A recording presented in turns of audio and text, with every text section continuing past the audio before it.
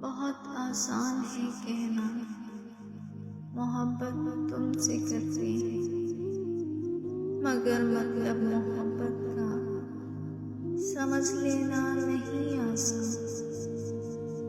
मोहब्बत पाके खो देना, मोहब्बत खो के पा लेना, ये उन लोगों के किस्से हैं मोहब्बत के जो मुजरिम हैं, जो मिल जाने पे हंसते हैं, बिछड़ जाने पे रोते हैं।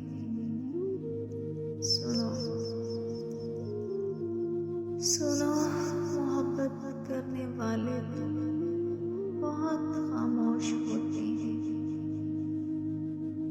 जो गुर्बत में भी जीते हैं, जो फुरकत में भी जीते हैं।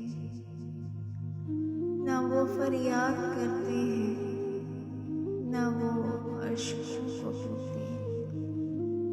मोहब्बत के किसी भी लफ्ज़ का चर्चा नहीं करते, जो मरकर भी अपनी चाहत को कभी रुसवा नहीं करते।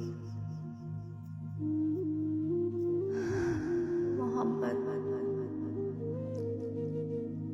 तुमसे करना बहुत आसान है।